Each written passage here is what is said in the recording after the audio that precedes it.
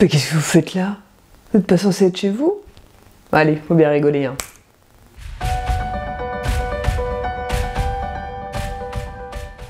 Salut, c'est Amy et bienvenue dans ce room tour ou tour de nos ateliers. J'espère que vous allez bien. On est à la fin ou au début, ça dépend. On est le dimanche 5 avril. On va commencer la 4e semaine de confinement. On ne peut pas faire comme si on ne pouvait pas en parler. Alors d'avance, j'espère que je ne vais pas commettre d'impair. J'ai l'impression qu'on marche toutes et tous sur des œufs en ce moment. On a envie de blesser personne, on a envie d'oublier personne, on a envie que personne se sente offusqué par ce qu'on dit. Donc si c'est le cas, d'avance, pardon, parce que c'est pas le but. Je pense qu'on est tous dans une situation qui est très compliquée. On l'aborde toutes et tous avec des sentiments, des personnalités, pardon, j'ai tapé sur le micro, différentes, et du coup je pense qu'il faut faire preuve de tolérance autant que faire se peut. Donc si jamais, je sais pas du tout, hein, mais si jamais je dis quelque chose qui vous heurte ou quoi que ce soit, pardon, hein, vous savez que ces vidéos ne sont pas préparées, que voilà, nos propos n'engagent que nous, et voilà. Bref, du coup, j'espère que vous allez bien, que vous vivez cette période avec le plus de sérénité possible. C'est loin d'être évident, donc voilà. Donc bon courage si vous devez aller travailler, que vous soyez dans le milieu hospitalier ou pas du tout, parce qu'il y a tous ceux qui sont dans les commerces, toutes les personnes qui approvisionnent les commerces, toutes les personnes qui s'occupent de l'énergie, toutes les personnes qui s'occupent de ramasser nos poubelles, de ramasser les poubelles en général, voilà, de tous ceux qui gardent les enfants, voilà. Qui que vous soyez, si vous êtes dans l'obligation d'aller travailler, bon courage. Si vous travaillez à la maison, bon courage aussi, parce que c'est pas évident. Si vous vous occupez des enfants, bon courage, parce que c'est pas évident. Si vous vous occupez des enfants et que vous travaillez, bon courage, parce que c'est encore moins évident. Voilà. Donc courage, globalement. Et si vous ne travaillez pas, que vous ne vous occupez pas d'enfants et que vous êtes toute seule ou tout seul chez vous, bon courage aussi, parce que c'est encore moins évident. Bref, donc il y a quelques jours, quelques semaines, je sais plus, on perd la notion du temps. Virginie, entre autres, de l'atelier de vie, salut Virginie, nous a fait un tour de son atelier qui est magnifique, hein. Je pense qu'on est toutes et tous complètement dégoûtés vu qu'elle a une pièce entière, une dépendance attitrée à sa passion, la couture, et elle a bien de la chance et c'est cool, je suis contente pour elle. Emma aussi de Friendly Couture, salut Emma, a fait aussi son petit room tour et c'était bien chouette. Je sais aussi qu'il y en a d'autres qui en ont partagé, je les ai pas tous vus, j'ai vu passer dans mes notifs celui entre autres de Nathalie, salut Nathalie, qu'il faut que je regarde, donc voilà, donc c'est chouette je trouve de profiter entre guillemets de ce moment pour partager tout ça. Donc je vais me plier avec plaisir à cet exercice. Alors j'espère que le son est meilleur. Je me suis équipée d'un petit micro, j'ai l'impression de faire présentatrice télé. Donc voilà, j'ai filmé pas mal avec mon téléphone portable parce que c'est beaucoup plus pratique quand même. Je vous mets la voix en post-prod. Voilà, on va revenir sur certaines petites choses, mais j'espère en tout cas que vous allez passer un bon moment et n'hésitez pas à partager votre atelier, que ce soit sous photo, vidéo ou juste par petit texte. Voilà, est-ce que c'est la table de la salle à manger que vous investissez pour coudre? Est-ce que vous vous installez dans la cuisine? Est-ce que vous avez une pièce dédiée? Est-ce que comme moi, c'est une partie d'une pièce? Je veux tout savoir, donc n'hésitez pas à raconter tout ça dans les commentaires. On suit maintenant avec quelques images. Alors là du coup on est dans notre chambre avec Musha sur le lit où j'ai la chance d'avoir tout un coin qui est aménagé pour moi. Donc là vous le voyez en configuration bureau parce que on est un peu en home office aussi, hein. Donc voilà ma table de couture avec la partie droite qui s'étend là où il y a la surjeteuse. Au fond vous pouvez voir la grande armoire où j'ai mes tissus, la grise, ma table à repasser, mon mannequin, voilà j'ai une lampe et j'ai la chance d'avoir une vue assez sympa, c'est assez calme donc ça c'est cool et c'est très lumineux donc là-dessus c'est vraiment super agréable. Donc là, on est en configuration couture. Donc j'ai sorti la partie extension pour mettre ma surjeteuse et ma machine à coudre. Ma table à repasser et ma Jeannette sont installées. J'ai toujours mon PC avec des podcasts à visionner. Donc voilà, ma machine à coudre est face à moi et ma surjeteuse est sur le côté, donc sur la partie extensible. Donc c'est un bureau Ikea. J'essaierai de vous trouver la référence s'il est encore en vente. Parce que c'est vrai que la partie rétractable, c'est super pratique pour gagner de la place. Et en fait, du coup, ça me permet de me tourner directement d'un côté ou de l'autre. J'ai aussi du coup toutes mes petites affaires qui sont face à moi, mon pic aiguille avec mon aimant qui est fixé sur ma machine à coudre, mes ciseaux, ma lampe quand il fait plus sombre, un petit peu de déco, Micheline qui est toujours là, hein, mon mannequin. Et ici donc on passe à la partie un peu plus tissu. Donc voilà, ça c'est mon stock de tissu. Donc j'ai pas un stock d'aimants. Tous les cotons basiques ne sont pas là, mais voilà, ça c'est mes tissus un peu plus techniques on va dire. Donc hors coton basique. Donc en bas j'ai toutes les pièces lourdes, hein, du velours, un peu de denim. Au-dessus j'ai tout ce qui est jacquard et cotonnade. Encore au-dessus, on passe au jersey et jersey de viscose. L'étage supérieur, c'est tout ce qui est molleton que j'ai reçu surtout il n'y a pas très longtemps. Là, j'ai quelques crêpes hein, et ici, c'est principalement les viscoses. Et au-dessus, c'est des tissus voilà, un peu plus spéciaux. Et ça, c'est mon bac à chute. Et là, c'est mes tissus en attente. Alors, je fais une petite pause. Alors, je voulais revenir sur deux, trois petites choses. Je vous ai parlé des tissus qui sont au-dessus de mon armoire, qui sont pour Mocha. Alors, qui est Mocha ? En fait, il y a quelques semaines, on a décidé d'adopter, avec mon homme, d'adopter une chienne. Plus précisément, ce qu'on appelle une galga. Donc les galgas, qu'est-ce que c'est? C'est le féminin de galgos. Voilà, vous êtes bien avancés. Donc ceux qui ne connaissent pas les galgos sont les lévriers qui sont utilisés en Espagne pour la chasse. La chasse aux lièvres principalement.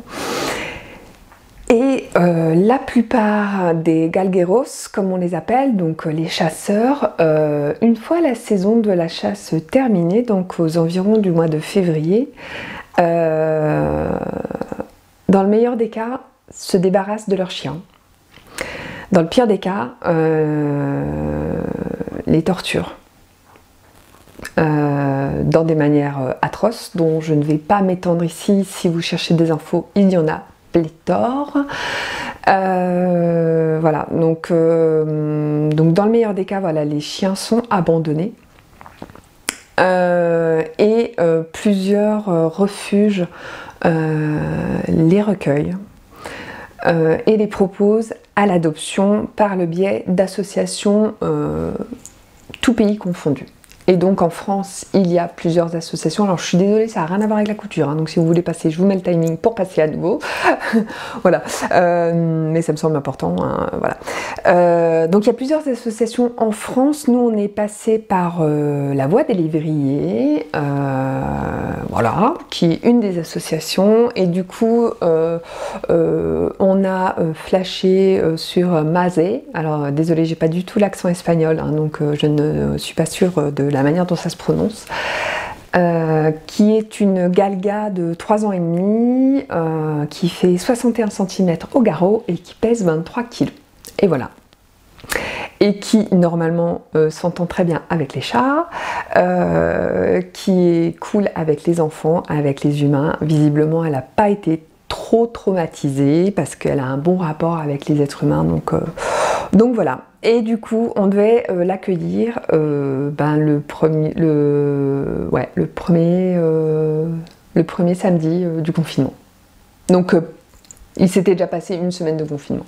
Donc bien évidemment, de toute façon, en Espagne, les frontières étaient fermées depuis déjà une semaine, puisque la situation là-bas est dramatique, encore plus que chez nous, si on doit mettre des échelles. Donc Maz, qu'on a voulu renommer Mocha, est bloqué avec 6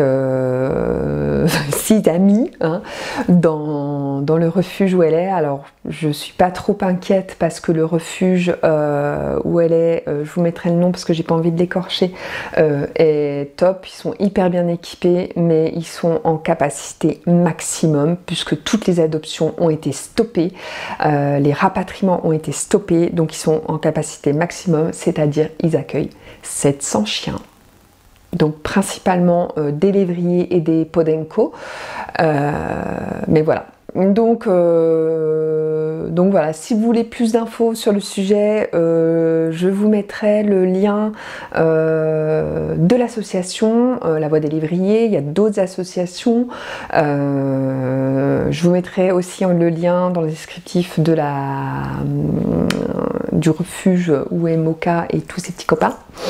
Et voilà, on a hâte de l'accueillir, donc parce que déjà on a hâte de l'accueillir et parce que ça voudra dire aussi que la situation au niveau du confinement, que ce soit en Espagne ou en France, sera beaucoup plus stable. Donc voilà, désolée pour cet encart très long, mais voilà, ça me tenait à cœur. Vous savez que ici je partage des choses qui me tiennent à cœur, donc voilà.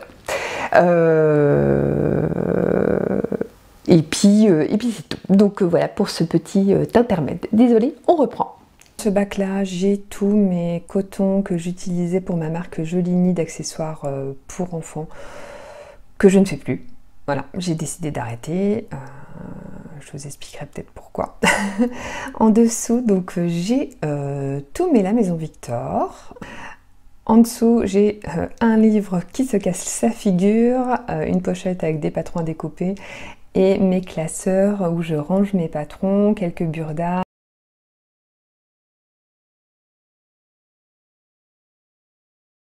Donc voilà, ça c'est le gros de mes rangements. Désolée, ça bouge un petit peu. Là, il y a du bazar, quand même un petit peu. Voilà, ça c'est pour mon organisation. Ça c'est ma broderie en cours. Mon Bambi sur mon sweat jambon. Donc voilà comment je m'installe pour coudre. Alors, je suis toujours là, hein. Mais c'était pour vous montrer, donc ça c'est le meuble qui est juste à côté de mon poste de travail. Donc voilà, donc là il y a mes petites affaires. Alors j'ai pas spécialement rangé pour vous, hein, désolée, mais celles qui me connaissent dans la vraie vie, spéciale dédicace, Valentine si tu me regardes, savent que je suis un petit peu maniaque. Donc voilà, donc ça les étonnera pas. Donc là ici j'ai des petits bacs que j'avais achetés à la base pour suspendre et j'ai jamais posé le truc où les suspendre. Donc voilà, dedans j'ai un peu de bric-à-brac, des épingles à nourrice, voilà, un briquet, non pas que je fume dans mon atelier, mais pour cautériser des plaies. Non, je déconne. Ça, c'est parce que je regarde Viking. Pour cautériser des cordons, ça sert toujours. Après, j'ai des petites boîtes comme ça. Typiquement, bon, là, c'est une boîte où j'ai mes épingles et de la laminette. Qu'est-ce qu'on a? Ici, j'ai tout des boutons, des grelots, des choses comme ça. Ici, j'ai quelques patrons. Alors ici, j'ai un truc, j'y tiens vachement. C'est très, voilà, c'est très personnel. C'est le porte-aiguille de ma grand-mère. Voilà. Donc, faudrait que je le trie. Faudrait que je note en fait quelles aiguilles sont pourquoi. Alors typiquement c'est des aiguilles surtout des aiguilles à la main en fait hein, pour coudre à la main. Vous avez vu la longueur de cette aiguille quoi. J'ai déjà utilisé ça parce qu'en plus je couds très peu à la main. Mais en fait c'est hyper pratique. Donc voilà, puis bien sûr ça a une valeur sentimentale, donc je le garde. Voilà, c'est mon petit carnet à aiguilles. Qu'est-ce qu'on a d'autre ici d'intéressant? Bah pas grand chose, j'ai des petites trousses que j'avais faites où je mets, voilà, il y a des stylos, des aiguilles à tricoter, donc ça c'est pour le premier tiroir. Je vais vous descendre pour le deuxième tiroir. Est-ce que je peux encore ouais. Hop, est-ce qu'on va voir quelque chose? Mais oui, c'est formidable. Donc ici, on a tout ce qui est bobines de surjeteuse. Hein. Donc ça, typiquement, c'est les bobines que j'ai achetées chez Driesensdorfen. Et elles sont top. J'ai aussi de l'élastique à culotte. Oui. J'ai toutes mes pinces, donc mes pinces cam, voilà, pinces à pression et merci encore Emma parce que grâce à elle je sais qu'on peut utiliser ce genre de pince pour poser les rivets de pantalon et c'est vachement plus pratique qu'avec un marteau. Et j'ai ça aussi, donc c'est une pince typiquement normalement à cuir, mais moi je l'utilise aussi pour le tissu. Parce que ça fonctionne très très bien. Je ne sais pas pourquoi je prends ce faux accent du sud. Ici, on a des boîtes à canettes. Alors, j'ai fait l'erreur et voilà, d'acheter une boîte à canettes avec des canettes de couleur. Je vais vous l'ouvrir, vous verrez peut-être mieux. Je vais faire attention de ne pas tout faire tomber. Donc, en fait, les canettes sont de couleur et en fait, c'est complètement nul. Voilà, donc acheter des transparentes c'est beaucoup mieux parce qu'en fait quand la machine est dans quand la canette est dans la machine, on a du mal à voir le niveau de fil. Et ensuite j'ai mes boîtes de fil. Donc comme vous pouvez le voir, je suis pas du tout sponsorisée par Ferrero Rocher. Alors je vous rassure, j'ai pas bouffé tout ça d'un coup. Quoique en ce moment, j'en suis capable. Donc ici, on a plutôt tout ce qui est coloris bleu. Désolée, ça fait énormément de bruit. Et ici, on a tout ce qui est coloris chaud. Donc, vous pouvez voir que je n'ai que du Gutermann. Ce n'est pas parce que... comment dire ? C'est pas un luxe de ma part, c'est que vraiment la qualité de fil joue énormément. J'ai fait l'erreur en début de couture, comme beaucoup, de vouloir économiser un peu de fil. Et j'avais acheté, je sais plus ce que c'était, bah ça d'ailleurs, typiquement. Goldman, pourtant c'est encore... Jean-Jacques sort de ce corps, c'est encore du bon fil, mais voilà, j'utilise que du Gutermann, ça m'évite vraiment des déconvenus. Si vous avez, je vais arrêter de toucher, ça fait extrêmement de bruit. Si vous avez des soucis de couture, la première question à vous poser, c'est peut-être est-ce qu'il ne faut pas changer votre fil. Donc voilà, j'ai pas mal de fils aussi, le fil... comment on appelle ça? Le fil élastique là pour faire les... Oh là là, mais quelle catastrophe. Pour faire les doubles... Ça là, pour faire ça là. La couture à double aiguille et en fait fil mousse, mais c'est marqué dessus en plus, fil mousse. Et en fait je n'utilise pas parce que voilà, parce que ça tient pas, je sais pas. J'arrive à les faire hein, parce que je les, voilà, la preuve. Je sais pas si vous verrez, mais là j'en ai. Ça veut pas faire le focus. Voilà, j'en ai là. Mais la plupart du temps, ça lâche à un moment, donc je ne sais pas. Ensuite, qu'est-ce qu'on a? Est-ce qu'on voit encore? Bon, c'est pas hyper intéressant en même temps. Je vais vous descendre un peu et je vais hop, pencher un peu et je vais zoomer un peu et je fais beaucoup de un peu. Voilà. Donc là on a une boîte de broderie hein, parce que voilà quand même ici donc toujours dans la bouffe hein, une boîte de célébration parce que c'est toujours utile. Qu'est-ce qu'il y a dedans? Ouais, de l'élastique. Voilà, typiquement une boîte d'élastique parce que c'est super chiant à ranger. On change, maintenant on est dans la beauté, hein, donc une boîte The Body Shop. Et ah bah ouais donc là il y a toutes les fermetures éclairs, donc je vais pas essayer de les remettre maintenant parce que ça va être une catastrophe. De l'élastique, là j'ai une boîte avec tout ce qui est rivet pour jean et les petites pinces pour les attaches tétines que je ne fais plus. Enfin que je ne fais plus sauf pour les proches. Et comme mes proches ils ont mon âge, ils sont tous vieux, ils font plus de bébés, donc voilà, c'est vite vu. Et dans la dernière boîte j'ai tout ce qui est... je suis désolée, je fais du bruit, c'est horrible. J'ai tout ce qui est ruban et billets, mais en fait j'en utilise pas beaucoup, donc voilà, donc ça c'est des affaires pour mon ancienne machine à coudre. Et dans le dernier tiroir, bon c'est du bazar, c'est de la laine à feutrer, donc je vais pas vous le montrer. Donc voilà, j'espère que la vue de ce tiroir a été formidable, n'est-ce pas? Ça vous a plu, hein? Avouez. Ouais, ça vous a plu? Voilà, donc ce petit atelier tour est terminé. J'espère que ça vous a plu. N'hésitez pas à me le dire dans les commentaires ou à liker la vidéo si ça vous a plu. Si ça vous a pas plu, n'hésitez pas à le dire aussi dans les commentaires. Le but c'est de s'améliorer.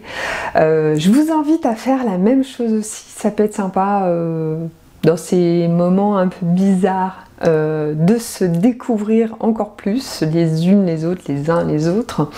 En attendant, je vous souhaite vraiment de prendre soin de vous, bon courage et en attendant essayez de profiter. Je ne sais pas si vous arrivez à coudre, moi mis à part le fait que ma surjeteuse m'ait lâché, j'avoue j'ai pas le goût à la couture, j'ai pas le goût à la broderie, j'ai pas le goût au tricot, donc bon, c'est un peu compliqué. En tout cas, j'espère que vous arrivez à faire de chouettes projets. Si c'est le cas, n'hésitez pas à les partager. Et en attendant, je vous souhaite du courage. Je vous dis à bientôt. Je vous souhaite bonne couture, bon do it yourself. Ciao!